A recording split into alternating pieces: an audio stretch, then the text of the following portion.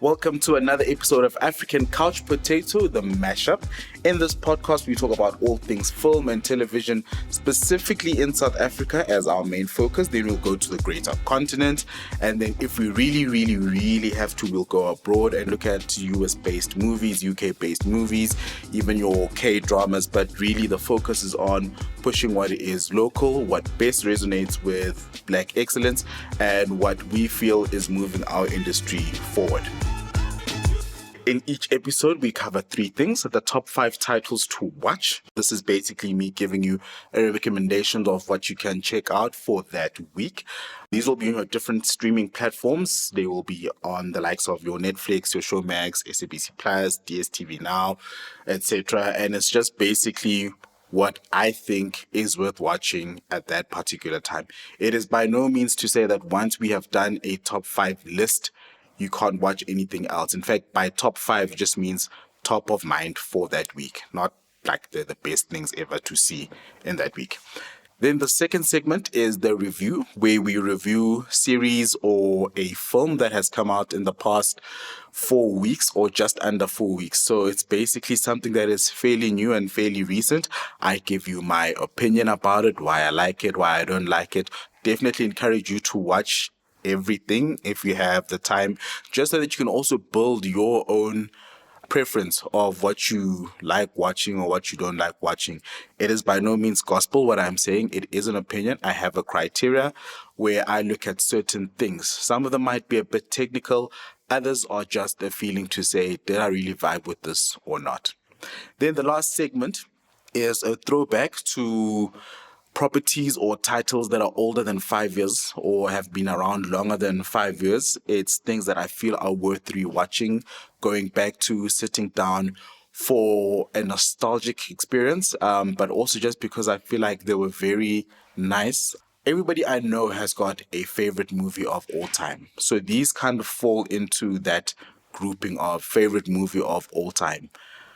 I just have a lot, and that's why I can make a recommendation or a suggestion every week, because I watch a lot of TV, and now because of streaming platforms, I also watch a lot of content, and it's easier than sitting down for scheduled appointment viewing at 8 p.m., for example, to catch up on your favorite series or telenovela or soapy. Now, literally with the click of a button, you have access to quite literally the world. Up next, my top 5 on SABC Plus. Before we get into it, what is SABC Plus? SABC Plus is South Africa's newest video and audio streaming services. The reason I say audio streaming or mention audio streaming is because the SABC, South African Broadcasting Corporation, is the national broadcaster, which means they also have radio stations. So unlike a Netflix, they have put their radio stations or content from their radio stations onto this platform. Similar to your Disney Plus and to the DSTV Now app, you can watch live TV. So say, for example, there is a soccer match, you can log on, or you can go to www.sabcplus.com, or you can download the app and you can click live TV to watch the games for free. So that's one of the biggest selling points. The reason I want to bring it back to a streaming platform that I'm very excited about is because there's local content that we grew up watching that you can't find anywhere else. So yes, you would have Netflix, which buys quite a lot of local productions, Prime. In fact, any kind of big or popular video streaming platform, once they move into a territory or a country, they will try to build up a library or database from that country so that they can keep the locals happy. And then they'll give the rest of whatever their offering was. With SABC Plus, there's things on there that the other bigger, more popular streaming platforms were not able to acquire yet. First one being Yizo Yizo. So Yizo Yizo is available on Netflix, but SABC Plus was the first one to give you all 3 seasons for free. So now you're watching something that you like and you don't have to pay for a subscription for it, simply because the broadcaster is trying to do their bit for the world. Second one is the original Shaka Zulu series, which features Henry Cele.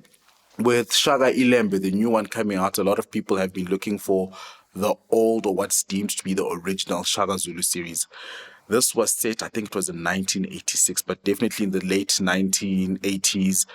It's more in depth, and the reason that the original series is more in depth than the new Shaka Ilembe is because back then it was portrayed as almost like a biopic. So you have one, I think he's a governor, who has to basically report on his findings back to his boss, who is in Cape Town. So that style of writing made it more of like a history lesson than what we're seeing now. What we're seeing with the new Shaka is a celebration of Africa's greatest warrior.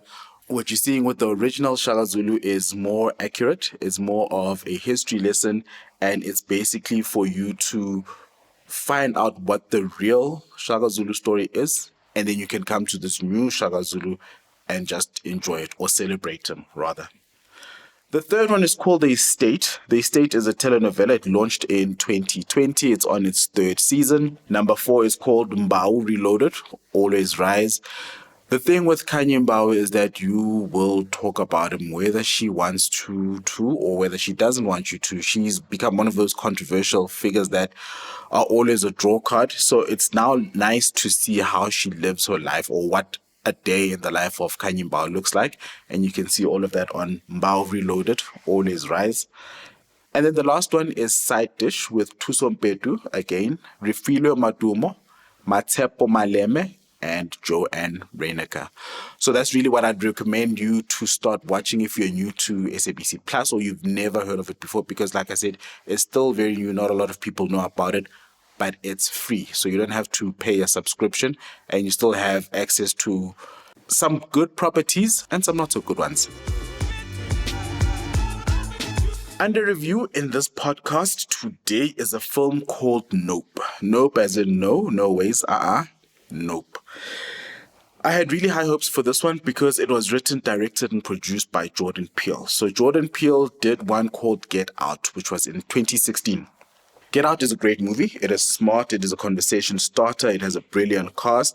And it was a storyline that we have never seen before. It was basically this guy who goes to a ranch or to a farmhouse, and it's set back in the days of slavery, although it was just the end of slavery. So you have white people bossing black people around. He gets there and then he realizes that the house helps, or the people who are helping around in the farm are not fully in control of their actions. So towards the end, you realize that there's something greater at play. And it's almost as if these people are trapped in their bodies and there's a controlling force that governs them to do their daily task. And that's why it's called Get Out, because you literally have to break out of your own mind and then you can run away from the farm.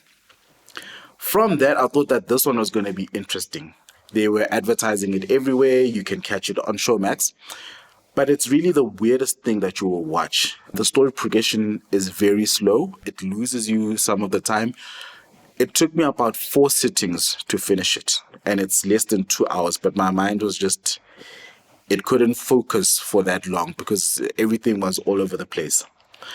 To give you context, there's 2 kids who are out on a ranch, which is where they stay. They lose their father to a mysterious presence that's in the sky. They then dedicate their time to trying to figure out what is in the sky. So as a viewer, you kind of know what it is. They also know what it is, but you always wait for that confirmation. Is it what you think it is? And that's basically the plot of Nope. It stars Daniel Kaluuya, I might be pronouncing his name wrong, who was the same star that was in Get Out. So again, you have Jordan Peele, you have Daniel. You think you're going to have not a sequel to Get Out, but something on the same level. And this one is not really that. In fact, it was a bit hard to rate because in his performance, this is now Daniel. He seems to be bubbling under throughout the film. You can't tell if he's angry, if he's stressed, or if he's scared. You have Kiki Palmer, who also gives the most confusing performance of her career. And by confusing, I don't mean that you can't tell if it's good or bad, but you just don't know what she's supposed to be. You don't know how she's supposed to be. So it's just a very complex character. It's like they really overcooked this. Everything up until the last 30 minutes seems like a waste of time. But you have to soldier through the first hour and 20 minutes in order for you to appreciate what happens at the end. So don't think you can skip to the last 30 minutes and you'll have a fun experience. You have to sit down. In fact, watching this movie was literally like trying to lose weight. It is painfully slow.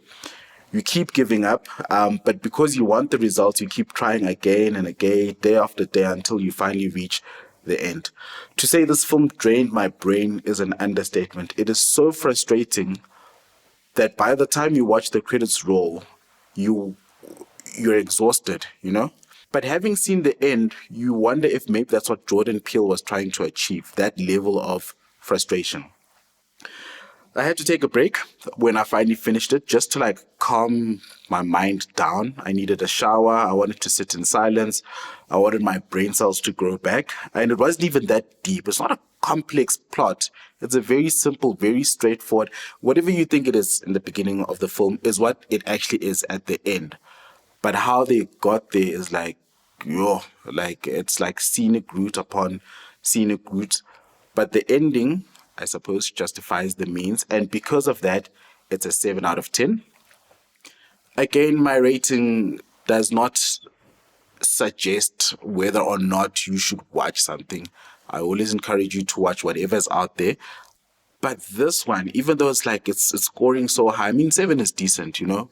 But you really, really, really, really need time, and you really need to commit yourself to it. And I'm even tempted to say avoid it, but don't. You know, rather do it, know what it was like to go through it, and then you can offer your input or let me know if I should change my rating.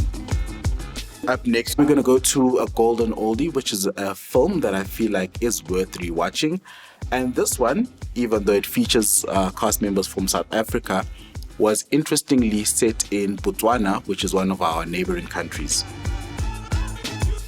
Our golden oldie this time is one of the most romantic movies that I have seen. It's called A United Kingdom, and it is the story of how the Prince of Botswana married a white British woman and had to juggle both his marriage and the resistance of his people towards it. It stars David Oyelowo, who was born in the UK, and Rosamund Pike, and they take on the roles of Sir Seretse Khama and Ruth Williams, respectively. The reason I mentioned where he was born is when you put together the cast members, you realize that you have Vusi Kunene from South Africa, you have Donald Mulusi from Botswana, you have Abina Ivo from Zambia, Arnold Oseng from Uganda. So it's basically like the best of, it's almost like a United Nations conference where they took the best of every country and then they put it together to make this one epic love story. Unfortunately, like some of the golden oldies, you're not going to find this on Netflix, on Showmax, on Prime, on Disney Plus, on DSTV. I've tried looking for it. I struggled. In fact, up until this point, I still don't know where you can find it. But if you do find it on a legitimate platform, you can let me know. The quickest way to get in touch with me is to go directly to Instagram at African Couch Potato. You can DM us, you can follow us, and you can share information of where you found it so that the next time I can come back and let the listeners know where they can access it, or rather where they can watch it. You can share the content that we are posting on there, and you can let me know if you want me to review anything. Lastly, on this platform, once you've listened to 3 or more episodes, you have the liberty and opportunity to review and rate me to let me know if I'm on the mark or if I'm not on the money at all. And that's it from me, Gino Shedile. Until next time, keep it safe, keep it real, and always stay warm.